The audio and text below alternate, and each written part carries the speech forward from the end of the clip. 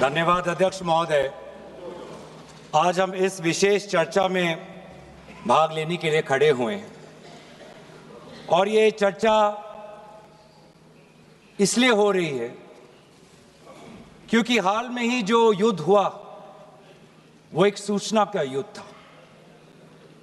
एक प्रकार से हम पड़ोसी देश और दुनिया भर को सच्चाई की सूचना देना चाहते थे और कुछ ऐसे ताकत थे, ऐसे शक्तियां थी जो भ्रम का सूचना सारे देश में, सारे दुनिया में फैला रहे थे।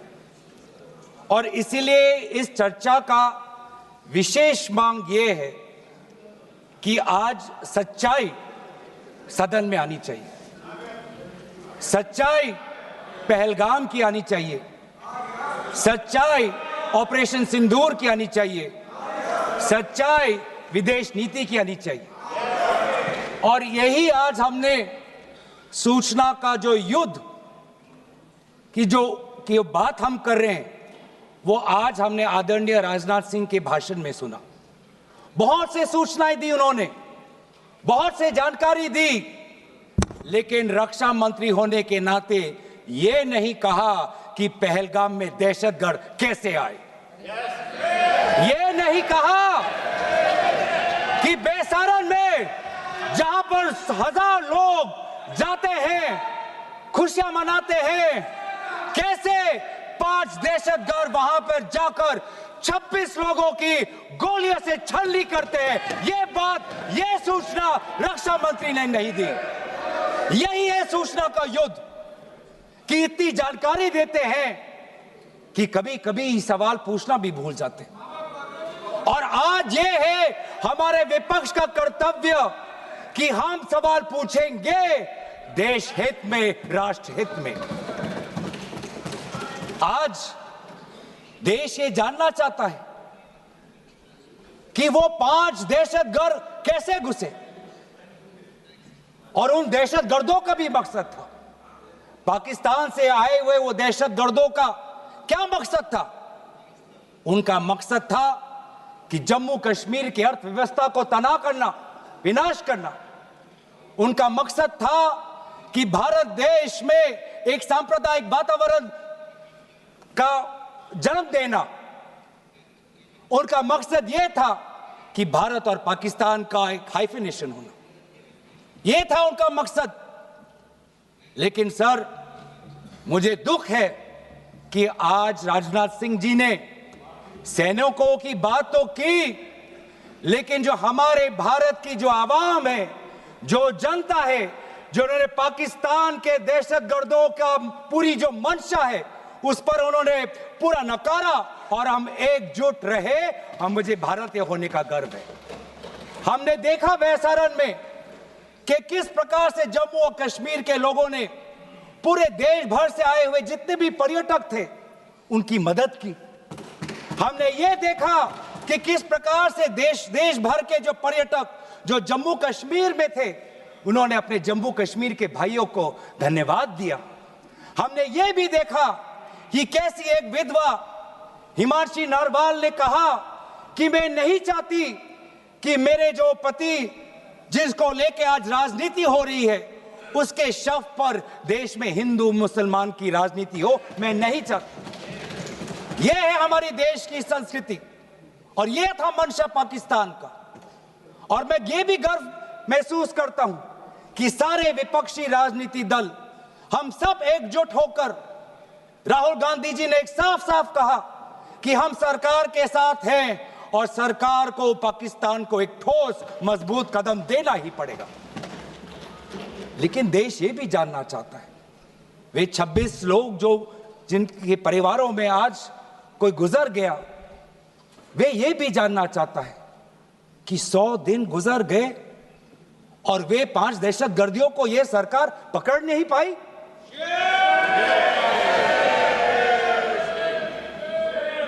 देश के वो लोग ये भी जानना चाहते हैं कि ये जो 5 दहशतगर्दे थे, दहशतगर्दी जो आए टेररिस्ट, निश्चय इनको किसी ने पनाह दी, निश्चय इनको किसी ने जानकारी दी निश्चय ये पूरा जो 1 घंटा का जो उन्होंने गोला बारूदी की, उसके बाद ये फरार हो गए। उनको फरार होने में भी किसी ने उनकी मदद की, और आज भी ये 100 दिन हो गए और सरकार के पास कोई जवाब नहीं। आज आपके पास ड्रोन है, आपके पास पेगासस है, आपके पास सैटेलाइट है, वहां पे सीआरपीएफ है, वहां पे बीएसएफ है, वहां पे सीआईएसएफ है, वहां पे आदरणीय गृह मंत्री कुछ दिन पहले ही गए थे पूरा रिव्यू लेने के लिए, और आप किसी को पकड़ नहीं पाए।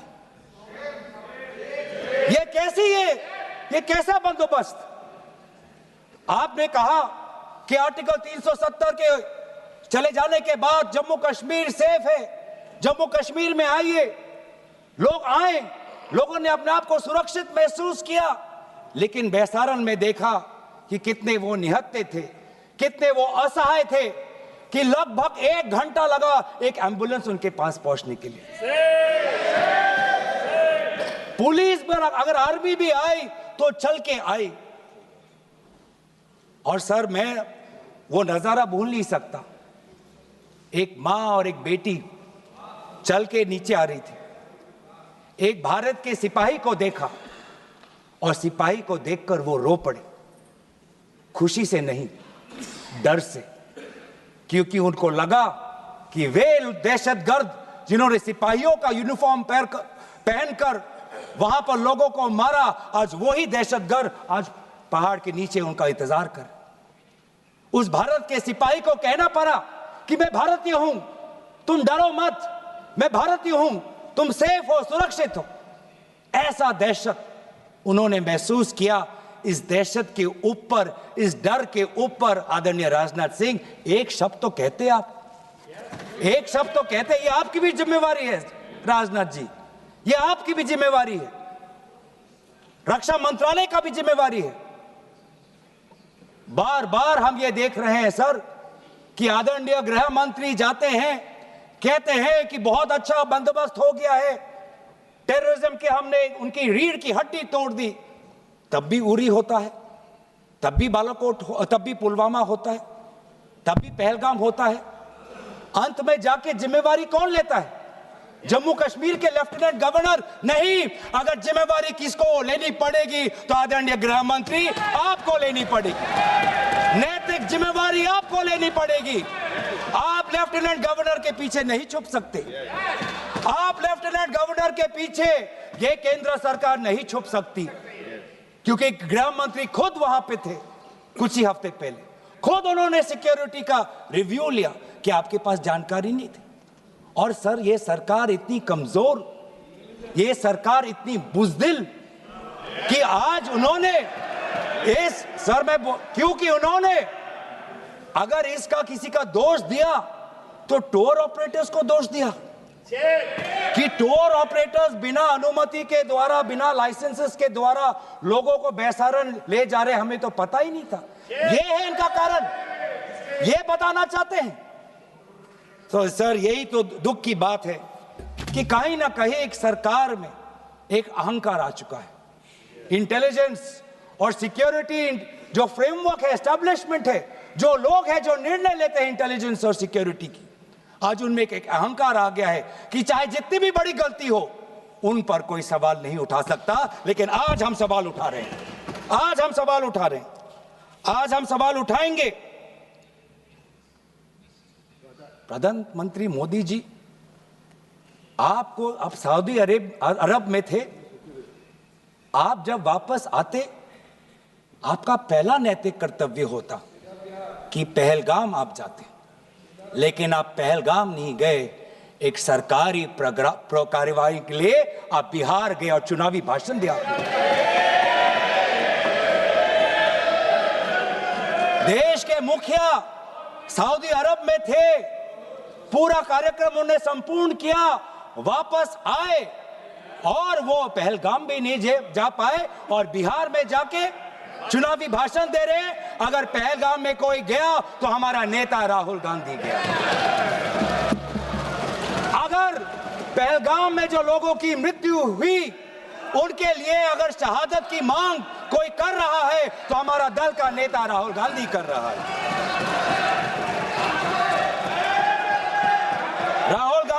बादामी के कंटोनमेंट में गए।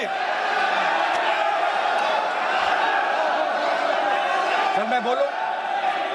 Sir house in order. Sir house in order में like. Sir house is not in order में रहेगा सर। टाइम लेकिन आप तथ्यों पे बोलें। गलत सूचनाएं नहीं दे सदन में, गलत सूचनाएं नहीं मत दे। हम बोलिए इसके ऑर्डर में लाइए सर। कोई सदन में गलत तथ्य नहीं रख सकते आप। सर मैं बोलूं सर कैमरा आएगा मेरे पे। धन्यवाद। आदरणीय अध्यक्ष महोदय, आदरणीय अध्यक्ष महोदय, अब बात आती है ऑपरेशन सिंदूर की। आज मैं राजनाथ सिंह जी का भाषण सुन रहा था। मुझे पता नहीं चल रहा था कि राजनाथ सिंह जी जो भाषण दे रहे थे वो किस समय का उजागर कर रहे थे। वो किस समय का उजागर कर रहे थे। क्या वो 2016 के बाद क्या उन्होंने ये नहीं कहा कि हम घुस के मारेंगे और पाकिस्तान को आज वो उनका जो भी टेररिस्ट इंफ्रास्ट्रक्चर है उसको खत्म कर देंगे? वही बातें तब की, वही बातें पुलवामा की बात की कि पुलवामा के बाद आज हमारे लड़ाकू जहाज अब गए हैं, अब पाकिस्तान अब कभी भी भारत पर उंगली नहीं दिखा सकता। और उसके बाद आज दोबारा वही बातें कर रहे हैं। आज दोबारा वही बातें कर रहे हैं कि हम घुस के मारे, हमने ये किया, फलाना किया। और ये अब भी कह रहे हैं कि ऑपरेशन सिंदूर कंप्लीट नहीं हुआ, अधूरा है, क्योंकि कल को जाके दोबारा पाकिस्तान कर सकता है। ये खुद कह रहे हैं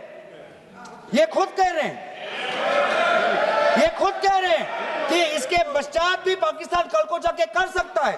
तो ये कैसा, ये जो सफल कैसे हुआ? फिर क्या सफल हुआ?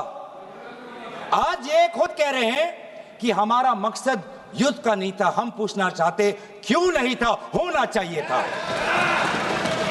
आज उन्होंने खुद कहा कि हमारा मकसद जमीन लेने का नहीं था।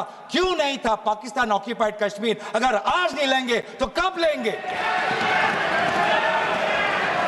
ये उन्होंने खुद कहा कि हमारा मकसद था टेररिस्ट के इंफ्रास्ट्रक्चर पर आक्रमण करना। तो क्या हमने उरी के समय नहीं किया? क्या हमने पुलवामा के समय नहीं किया? लेकिन उसके पश्चात भी पाकिस्तान का इतना साहस कि आज उन्होंने पहलगाम में जो पिछले 20 वर्षों में हमारे भारतीय नागरिकों पर सबसे दर्दनाक अगर हमला हुआ है तो आपके समय पे हुआ है। आपके समय में उरी हुआ, आपके समय में पुलवामा हुआ और आपके समय में आज पहलगाम हुआ रहा। कुछ बातों का उजागर किया, कुछ किताबों का भी उजागर किया। ये नई प्रक्रिया है सर। हर चर्चा में आदरणीय भाजपा के नेता एक किताब उठा लेते हैं, जानकारी दे रहे थे। हमें नहीं सर, ब्लूमबर्ग को क्या जानकारी दिया, मैं पूरा पढ़ लेता हूं without editing. What is important, क्या जरूरी, हिंदी में अनुवाद करने की कोशिश भी करता हूं, मत करो। क्या ये जरूरी नहीं कि जेट गिरे, पर क्यों गिरे, क्या गलतियां हुई, वो महत्वपूर्ण है। संख्या महत्वपूर्ण नहीं सर। 35 ही राफेल है देश में, 35 ही राफेल है। अगर उनमें से कुछ गिरे भी तो देखिए सर, मुझे तो लगता है कि बहुत बड़ी क्षति हुई। 35 राफेल, अगर कुछ उनमें से भी अगर कुछ गिरे तो मुझे लगता है कि जरूरी है, क्योंकि आपको लगता है कि 35 राफेल काफी है, तो अगर कुछ गिरे तो वो भी जरूरी है। और उन्होंने उसके बाद ये कहा कि ये बात अच्छी है कि हमने अपनी गलतियों को समझा, उसको सुधरा, और 2 दिन बाद हमने अपने जेट को उड़ाए और दूर से हमने आक्रमण किया। सर ये मैं थोड़ी जानकारी चाहूंगा। हमारे पास जो हमें ये संदेश मिलता है कि दुनिया के सबसे बढ़िया और बेहतरीन लड़ाकू जहाज हमारे पास है, सबसे बेहतरीन पायलट हमारे पास है, तो सीडीएस को ऐसा क्या कहना पड़ा, ऐसा क्या परिस्थितियां हैं कि हमारे पायलट हमारे लड़ाकू जहाज क्लोज रेंज में नहीं जा सकते, उनको दूर से ही फायर करना पड़ता। ये क्या है? ये क्या पाबंदी है? ऐसी ये क्या पाबंदी है कि सीडीएस को ये कह रहे हैं कि हमारे लड़ाकू जहाज ने पहले दिन गलतियां की, गलतियां हमने सुधारी और दूर से हमने आक्रमण किया। क्या हम पास से नहीं कर सकते? ये जानकारी हमें दे। हम ये जानना चाहते हैं कि lieutenant general Rahul R Singh ने सदन के अंदर नहीं, सांसदों को नहीं, राजनीतिक दलों के फ्लो लीडर्स को नहीं, फिक्की में जाके कहा, क्या कहा उसका भी मैं हिंदी में अनुवाद करता हूं कि पाकिस्तान तो सिर्फ फ्रंट पे था और पाकिस्तान के पीछे चाइना उनके पूरी तरीके से समर्थन कर रहा है। ऐसी कोई आश्चर्य की बात नहीं होनी चाहिए, क्योंकि पिछले 5 वर्षों में लगभग 80% मिलिट्री हार्डवेयर पाकिस्तान को सिर्फ पूरा चाइना से मिल रहा है। तो सर, मैं आज पूछना चाहूंगा आदरणीय राजनाथ सिंह जी से, जो सरकार चीन को लाल आंख दिखाने की बात करती है, एक बार भी आपने चीन का उजागर अपने भाषण में क्यों नहीं किया? आर्मी कर रही है, आर्मी के कह रही है, आर्मी कहती है कि आज कि सिर्फ चीन और पाकिस्तान का ये 2 फ्रंट नहीं, अब 3 फ्रंट का भी हो सकता है, कन्वर्जेंस हो सकता है चीन, पाकिस्तान और बांग्लादेश को लेकर। लेकिन मैं सरकार को याद दिलाना चाहूंगा कि ये जो 2 फ्रंट की जो बात थी, इस बात की शुरुआत किसने की थी? इस बात की चेतावनी किसने दी थी? इस बात की चेतावनी इसी सदन में हमारे दल के नेता राहुल गांधी जी ने दी थी। और यही हम जानना चाहते हैं, यही हम जानना चाहते हैं कि आज जो युद्ध हुआ, इसमें पाकिस्तान को चीन से कितना समर्थन मिल रहा है। हम सेना से नहीं, आज हम आदरणीय राजनाथ सिंह जी से और प्रधानमंत्री मोदी जी से जानना चाहते हैं।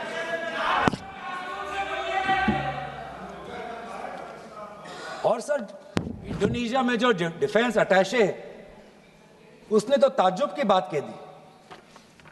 उसने क्या कहा sir? India defence attache group captain Shiv Kumar ने, हिंदी में दोबारा अनुवाद करता हूं, कि भारत ने लड़ाकू जहाज खोए तो खोए इसलिए क्योंकि कुछ मिलिट्री टारगेट्स पर आक्रमण करने पर पाबंदी थी। क्यों? क्या पाबंदी थी? ऐसे क्या ये राजनीतिक कंस्ट्रेंट्स थे?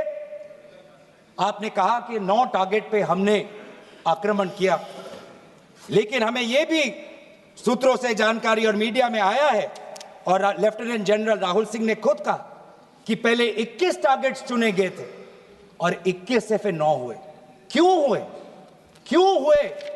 आज मैं ये जानना चाहता हूं कि पिछले 20 वर्ष में सबसे घातक आक्रमण हमारे महिलाओं पर हुआ, हमारे बच्चों पर हुआ, भारत के आत्मा पर हुई। हमने सब ने वो दहशत को अनुभव किया, हम सब एकजुट हुए, हमने पूरी तरीके से समर्थन प्रधानमंत्री मोदी जी को दी कि अब जाइए। और ऐसा एक माहौल बन चुका था कि देश किसी भी कीमत चुकाने के लिए तैयार था। पूरा देश प्रधानमंत्री मोदी जी के साथ था, विपक्ष प्रधानमंत्री मोदी जी के साथ था। और अचानक 10 मई के दिन पे हमारे राष्ट्रदूत कहते हैं कि हम पाकिस्तान पर हमला करेंगे, और शाम के 10 मई को सूचना आती है कि पाकिस्तान के साथ अब युद्ध पर हम परिणाम दे रहे हैं, सीज फायर हो गया। क्यों हुआ?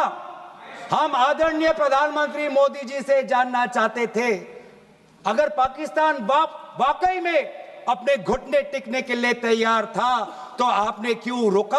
आप क्यों रुके और किसके सामने आप झुके? किसके सामने आपने सरेंडर किया?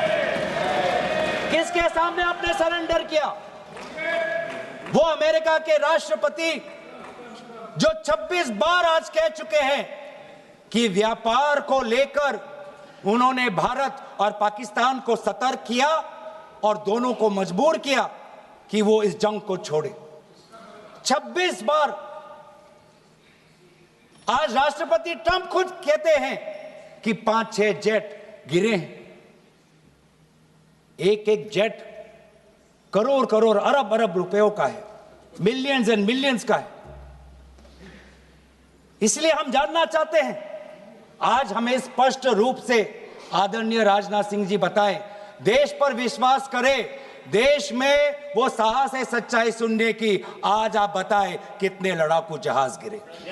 हमारे में वो साहस है, क्योंकि ये सूचना, ये सच्चाई सिर्फ देश के नागरिकों के लिए नहीं, ये सूचना, ये सच्चाई हमें देश के जवानों को भी देना है। आज उनसे भी झूठ कहा जा रहा है, उनके बीच में भी भ्रम फैलाया जा रहा है। हम उनकी जो सच्चाई है आज हम सदन के अंदर लाना चाहते हैं। और सर, बात में आती है विदेश नीति की। किस मुंह से हम कहें कि विदेश नीति आज सफल हुआ है? किस मुंह से कहें? ये आदरणीय राजनाथ सिंह जी, शंगीला में जो डायलॉग हुआ, उस डायलॉग में जो ड्राफ्ट जो आया, जिसको भारत सरकार ने नकारा, वो ड्राफ्ट बनाने में हमारे ही कुछ सहयोगी देश थे, जिनका नाम मैं नहीं लेना चाहूंगा। लेकिन ऐसे देश जिसको हम परंपरागत दोस्त हम मानते हैं, ट्रेडिशनल एलाइज मानते हैं, आज उन्होंने भी इंडिया और पाकिस्तान को हाइफिनेट कर दिया। और आप ये शब्दों के खेल से आप खुश हो कि ब्राजील के डॉक्यूमेंट में पाकिस्तान, ये जम्मू कश्मीर का पाकिस्तान का भी नहीं, ब्राजील के डॉक्यूमेंट में सिर्फ जम्मू कश्मीर में जो दहशतगर्दी हुई उसी की निंदा हुई, पाकिस्तान की निंदा नहीं हुई। पर आप उससे खुश हो? अगर आप उससे खुश हो तो मैं जानना चाहूंगा, जो $1 बिलियन का आर्थिक सहायता IMF ने दिया पाकिस्तान को, उस पर आपको क्या कहना है? हम जानना चाहेंगे, जो ADB एशियन डेवलपमेंट बैंक से 800 मिलियन का आर्थिक सहायता जो मिलेगा पाकिस्तान को, आज भारत उस पर क्या रवैया है? वर्ल्ड बैंक का जो $40 मिलियन आ रहा है, और ये पैसा किसको जाएगा सर? पाकिस्तान की नेतृत्व उनकी जनता या उनकी चुनी हुई सरकार नहीं, पाकिस्तान की सरकार का जो रिमोट कंट्रोल है वो पाकिस्तान की सेना के पास है। तो ये सारा पैसा वहीं जाएगा जहां पर हमने मिसाइल गिराई। तो क्या इतना भी हम नहीं कर पाए? क्या इतना भी ताकत नहीं? क्या इतना भी विश्व गुरु में लोगों का विश्वास नहीं, देश अंतर्राष्ट्रीय नेताओं का विश्वास नहीं कि IMF का एड ना जाए पाकिस्तान के पास, वर्ल्ड बैंक का एड ना जाए पाकिस्तान के पास, ADB का एड ना जाए पाकिस्तान के पास? आप में इतना भी ताकत नहीं कि एक देश ने पाकिस्तान को टेरर स्टेट का दर्जा नहीं दिया। एक देश ने आज FATF financial action task force में, जिससे बहुत नियंत्रण पाकिस्तान पे पड़ती थी, आज उससे वो 2022 में निकल आई ग्रे लिस्ट में। क्या वो डालेंगे? तो इसीलिए आज हम ये मांग करते हैं कि सरकार अब डरिए मत, सच्चाई से डरिए मत। उस दिन भी देश सरकार के साथ दहशतगर्दी के खिलाफ खड़ा था, विपक्षी दल सरकार के साथ खड़े हैं, और आज भी दहशतगर्दी के खिलाफ सच्चाई के पक्ष में देश और विपक्ष आज सरकार के साथ। आप हमें अपना दुश्मन ना समझे, हम सरकार के दुश्मन नहीं हैं, हम अपने देश के पक्ष में बोल रहे हैं, जवानों के पक्ष में बोल रहे हैं। पर आप हमें कृपया सच्चाई देने का हमें वो सम्मान दीजिए। सच्चाई सुनने का अधिकार हमारा है, और जितने बार आप झूठ और भ्रम फैलाएंगे, हम उतनी बार आपको पूछते जाएंगे कि आपने क्या किया। और इसीलिए आज मैं खड़ा हूं। अपेक्षा बहुत की थी कि पहलगाम का उजागर होगा, आदरणीय गृह मंत्री नैतिक जिम्मेवारी लेंगे, राष्ट्रीय सुरक्षा सलाहकार नैतिक जिम्मेवारी लेंगे और प्रधानमंत्री मोदी जी कहेंगे क्यों उन्होंने ऑपरेशन सिंदूर जो अंतिम अंजाम था, हमें तो मीडिया में सुनते हुए ऐसा लगा कि हम कराची में उठेंगे। मीडिया में हमारे भारत की मीडिया जो जिनको सूचना आपसे ही मिलती है, उनका सुनने में लगा कि आज तो हम फतह करके ही रहेंगे, लेकिन पता चला कि नहीं, कहीं ना कहीं हमारे पैर डगमगा गए और जो अंतिम परिणाम था उससे पीछे हम हट गए। हमें पीछे नहीं हटना, हमें आगे बढ़ना है सच्चाई के साथ, लोकतंत्र के पक्ष में। इन्हीं बातों के साथ मैं अपना पक्ष समाप्त करता हूं। धन्यवाद। जय हिंद।